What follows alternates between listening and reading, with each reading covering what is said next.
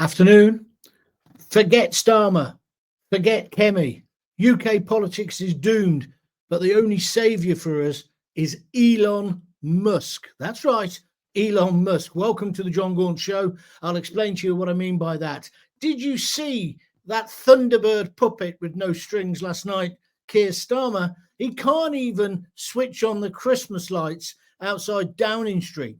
The man has zero charisma. In fact, he's got the charisma of a brown paper bag.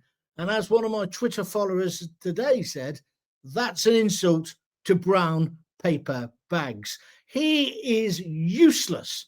Oh, let's count down 5, 4. Nobody joined in with him. 3, 2, 1. Push the button. There was a little pause. Then the lights came on the tree. Who supplied the tree? Where was Lord Ali when he needed him to make sure the lights came on and it was dynamic? It was as dull as ditch water, which sums up Starmer completely. He has not got charisma. He is not a leader, and he'll never be a leader whilst I've got a hole in my underpants. Do you agree or disagree? Get on Twitter. John Gaunt is the handle, or on Facebook, or send me an email, john@johngaunt.com. And then last night, he went along to the Mansion House and he gave a speech, didn't he? Where he actually compared himself to Winston Churchill. He's not fit to even compare himself to Winston, the bloody insurance dog in the adverts. The guy's a jerk. There he was in the white dicky bow and tails and the rest of it. And he said, look, it's not a choice between us in Britain siding with our oldest ally, i.e. the United States of America, although I always thought our oldest ally was Portugal, but we'll put that to one side. He said it's not about deciding to go with them or to go with the EU. We can have both. No, we can't. You sit on a fence, Starmer. You have end up getting splinters in your backside. You have to make a decision.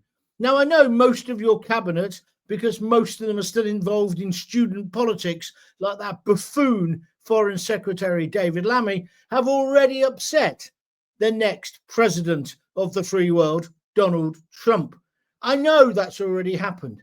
You've got other people in that cabinet who have already upset them with their student, silly, lefty, socialist worker, light views of the world. But our future isn't with Europe. Yes, we can trade with them, but our major future lies across the Atlantic, and it lies with Donald Trump. Whether you like it or not, he's had a landslide victory. Their stock market is going gangbusters. They are on a massive road to make America great again, and we may as well go with them. How can we trust the EU? It's obvious what Starmer wants. He wants us back in the EU via the back door. He makes me sick. He's a liar. He's duplicitous. He couldn't lie straight in a bed if he tried. Oh, I did notice his wife was with him last night. Oh, lovely photo op. What a pity he was such an automaton that he can't see what he can't do, which Farage can do, which Trump can do, is communicate with ordinary people. It doesn't matter where you come from or what your background is can you communicate? And he simply can't. He's the biggest disappointment we've ever had.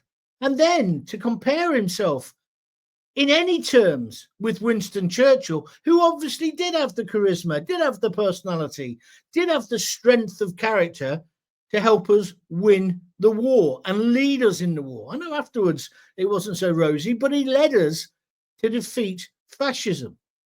I don't think this man could beat an egg, Starmer, let alone beat fascists. He runs away from the fascists, the Islamists. He's too busy sucking up to them, isn't he? He's going to have a reset of his government. Well, it's pretty easy how to reset your government, Sir Keir. Resign, you miserable failure. Resign. Is there somebody else in Labour who could take over? I don't know. But at the moment, the cat would do a better job. He'd be less of a pussy, wouldn't he, on the world stage? We've got a real problem. And this is where Elon Musk comes into the equation. There's this story doing the rounds that Elon Musk is going to give £100 million to Nigel Farage and Richard Tice of Reform. At first, they said, oh, no, you can't do that. It's illegal. Labour have subtly changed their position today because they know if they stop donations to Reform, then all their donations will dry up. And the same for the Tories. It can't be stopped. And are you telling me the man who wants to live on Mars, Elon Musk, won't find a business way around any particular problems of giving the money to Reform?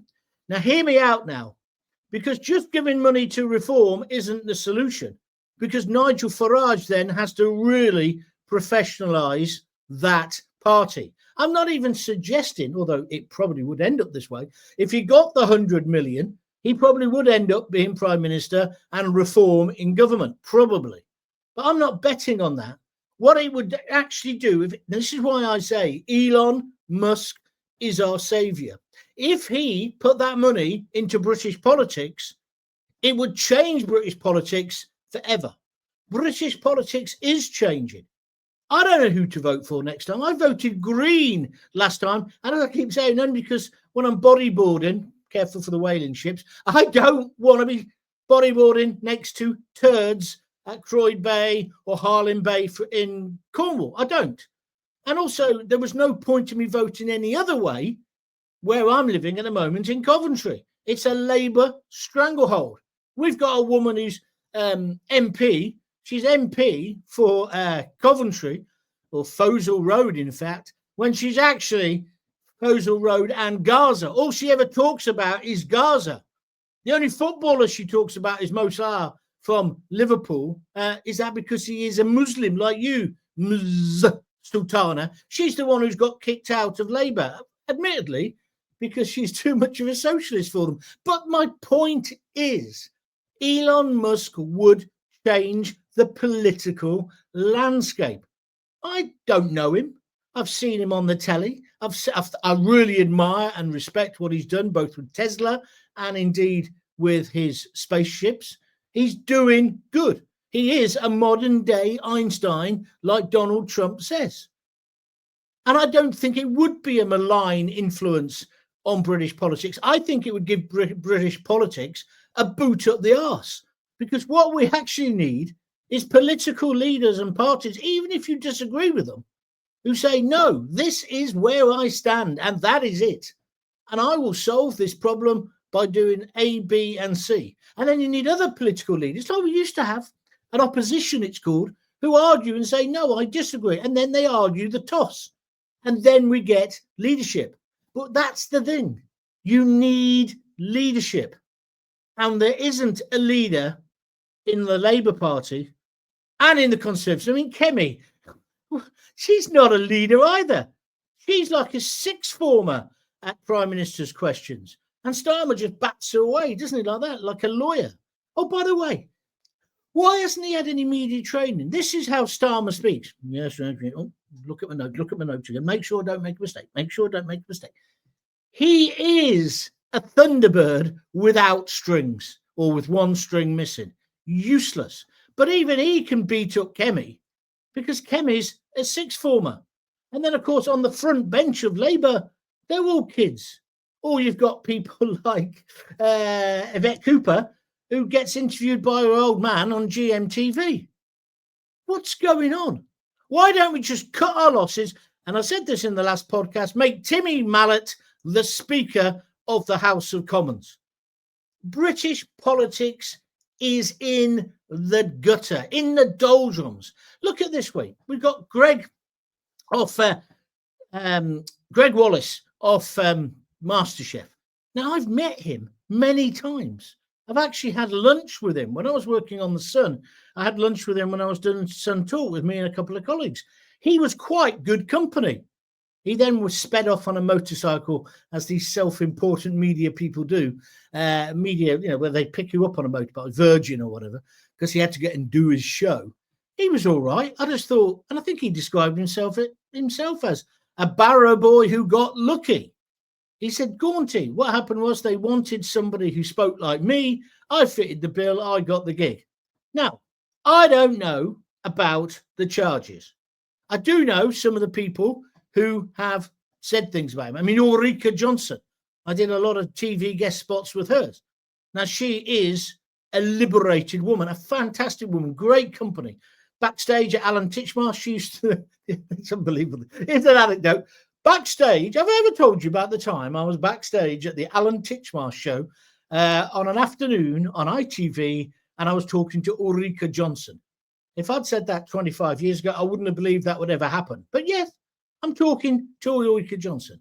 And I found her sexually liberated. I found the way she talked about life and society and relationships. This was off air, very mature and very enlightening. And I'm telling you, if she says she was offended by what Wallace said, he obviously said some pretty dark things. I think it's right that he's investigated. I think he was totally wrong to talk about women of a certain age. I mean, the guy was, you're in a hole, stop digging, you idiot. But what I think's really wrong is, yes, he's cancelled, he's finished, right? He's absolutely finished. But does it need to dominate the news? It's dominated the news for 2 days. The BBC get out the horsehair shirt, don't they, and start self-flagellating themselves. They're whipping themselves. Oh, how did we let this happen? We're terrible. We're terrible. And then today they announce they've actually cancelled 2 of the shows. Why? What a waste of our licence fee money, which, by the way, if we don't pay, we go to prison. It's an absolute joke. And then the Prime Minister has a view on it, saying, oh, yes, very much he's a misogynist. Hold on a minute. Even if he is, he has a right to a fair trial. Don't you believe in that, Sir Keir? Weren't you the Director of Public Prosecutions? I mean, I know you didn't do the Jimmy Savile case. It never came across your desk, did it, Sir Keir? But the fact is he's entitled to a fair trial. They should now investigate him and decide where to go from there. But I'll tell you something else, Sir Keir. We don't need you commenting on it. It's a spat on the telly. He's obviously I think he's in the wrong, but we'll wait and see till the investigation comes out. But I'm not going to start crucifying the guy. And I think there's more important things we should be talking about in politics. For example, these women who have got upset, were they as upset about the rape gangs? He's not been accused of any physical sexual assault, has he? But what about the rape gangs, the length and breadth of this country? And not just the Muslim ones. What about Hugh Edwards, who worked for the BBC? They let him carry on working. They even gave him a gold-plated pension. The filthy perv. He didn't go to prison, and he was looking at photographs of children, some as young as 4, being penetrated. Which is the worst crime, that or Greg talking about the size of his cucumber, or saying, oh, yeah, I had a blowjob before I came to work today? One, would you believe him? I mean, who'd go down on him? You know, sorry, I'm being a bit crude, but it's like kind of, what a load of garbage. And also, a lot of these accusations are 10 or 15 years old. Now, there is no place for bullying in the workplace. There is no place for making women feel uncomfortable. And I understand where they're coming from. However, the BBC or the independent company who made that show, they should have dealt with this ages ago. But it's not a governmental issue.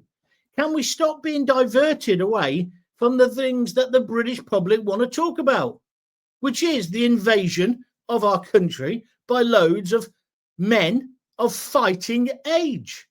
Why aren't we getting on top of that? Why is everything a diversion? And why do the British press... I was out in the supermarket earlier. Most of the newspapers, their front pages today, were still about Greg.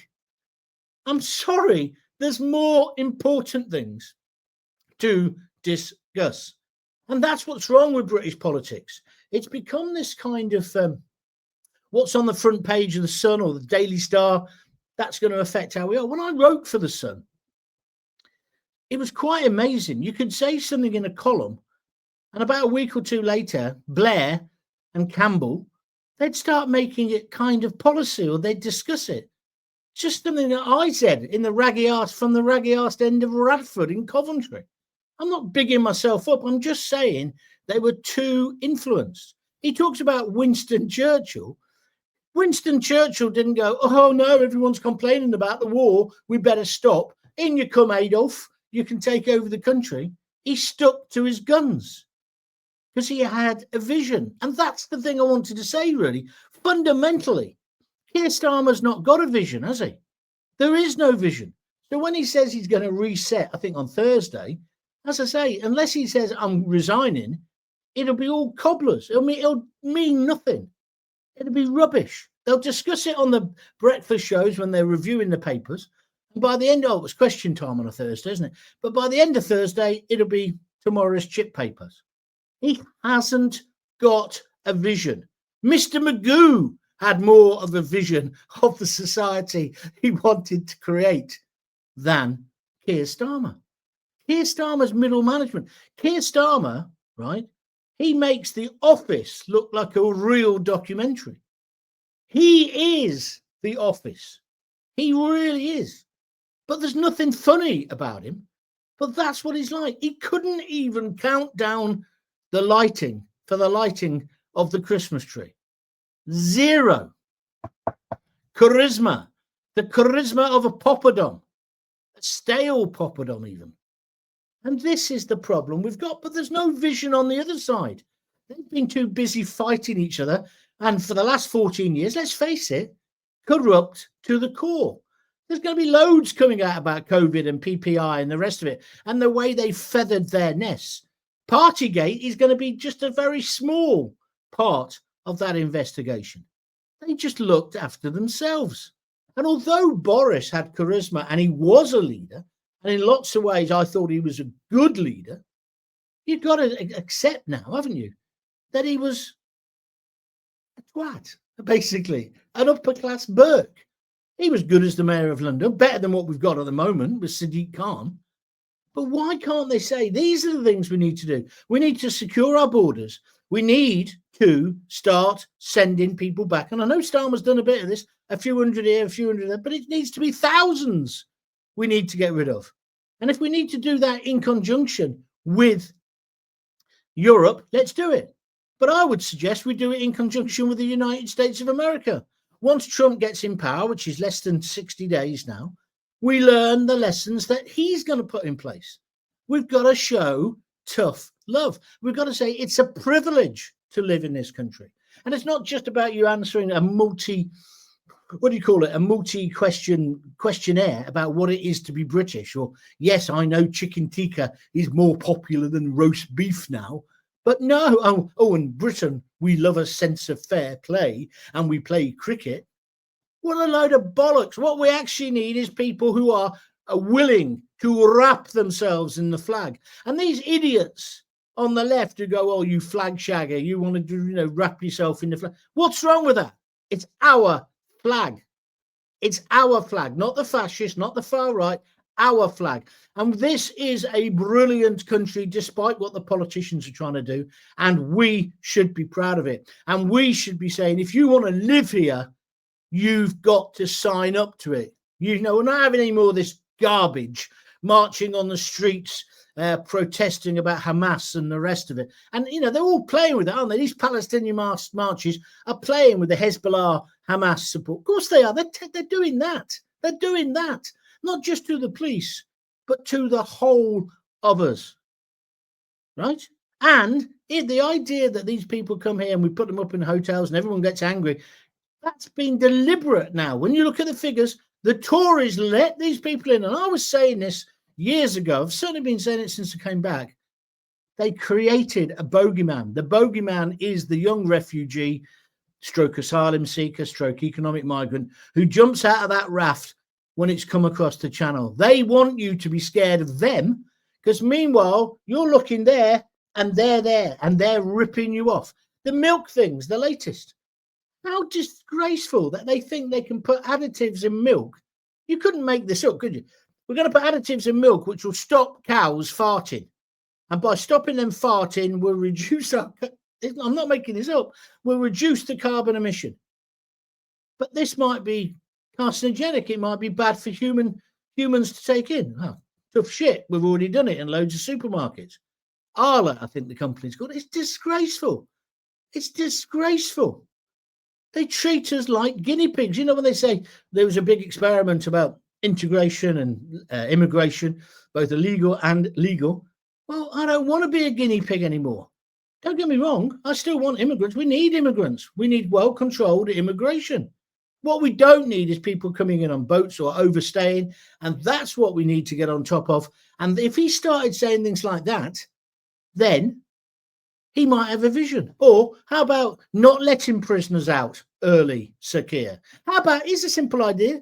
Let's build a load more prisons. Where are we going to get the workers from? Well, there's a load of these guys here who look perfectly fit. Couldn't they be labourers to build our prisons? You know, let's have a bit of joined up thinking. Let's get Britain working. Meanwhile, if they're not the target, the latest target for Sir Keir are the dole scroungers. Oh, these people who don't want to go to work. I heard something yesterday about, oh, yeah, he says he's depressed. He can't work. I mean, have you ever had depression? I've had family members who have had it. I've never really had it. I know I always used to say it was the new backache, and I'm sure it is used like that. However, when I recovered from my sepsis, you know, I couldn't come straight back to work. I had no confidence. Even me, who's sitting here now ranting and raving, I had no confidence. I couldn't go up to somebody in a pub and say, yeah, how you doing? I just couldn't do it. That's how it gets you. And that's how illness can get you. It isn't just I talked to a guy about this the other day a few weeks ago, who had a heart attack and been very close to death. His wife brought him back round, right? But he said the same. He said, the physical recovery I got on top of, but the mental thing took ages. And I said, well, it's the same with me with sepsis. Exactly the same. So I know how that feels. But no, now Labour want to target those people as if they're all scroungers. And if they are scroungers, whose fault's that? Who created this ridiculous, complicated benefit system? Same as the tax system. Why is it all so complicated? And why aren't we looking after our own first? Instead of giving money to farmers in countries all around the world, right? How about looking after our farmers and allowing them to get away with the inheritance tax? Why not support our agriculture and then our fishermen and our workers? It's not that difficult, Sir Keir. You just need to say, I'm putting Britain first. British jobs for British people. You can use any cliche you want, but you can't carry on the way you're carrying on because it's useless. You're so unpopular. It's unbelievable, mate. You are the Millwall of British politics. Getting back to Greg there. He's a Millwall supporter, isn't he? But honestly, I just find it so frustrating. Do you?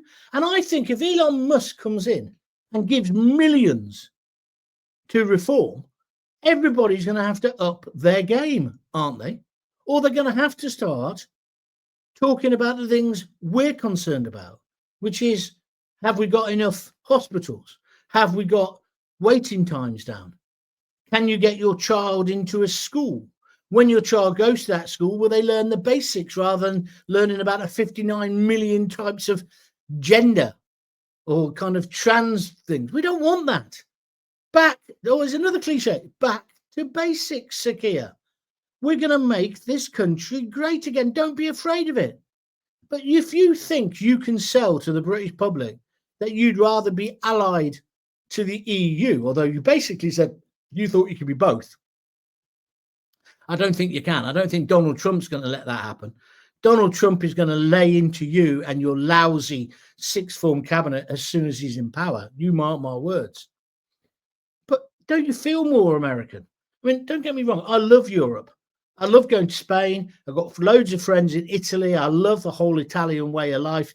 Got nothing against Europeans whatsoever. But when it comes to culture, and especially popular culture, I mean, apart from the fact the Americans can't spell, you know, and we let them throw the T away too early before we'd educated them. But you know, when the way they spell colour and stuff like that, come here, you yank. But anyway, my point is, culturally, I feel closer to them than the French. I do. And the Italians. Although I like a bit of Pavarotti, I must admit. But you know what I mean? Our films, we're into Hollywood, aren't we? We're into that. Our music. No, I think that's true. So, of course, we want to ally with America. We should be friends with Europe. We should save their arses again like we have in 2 world wars, along with our colleagues in America and, of course, with the help of the Russians. But this idea that, you know, we'd rather trade with Europe's about that, isn't it, compared to America? Don't you want to be part of the American thing? I do. And I know people have got reservations about Trump, but get over it. He is now going to be the president. And when people say, oh, he's this, he's that, did he do anything worse than Joe Biden, who's just pardoned his son? How can Biden still be in control? It's a farce. That part is a farce. But Trump's coming over, isn't he, this week or next week to Europe? Why aren't we making sure we see him? I think Starmer's not even bothering to go to Paris to see him.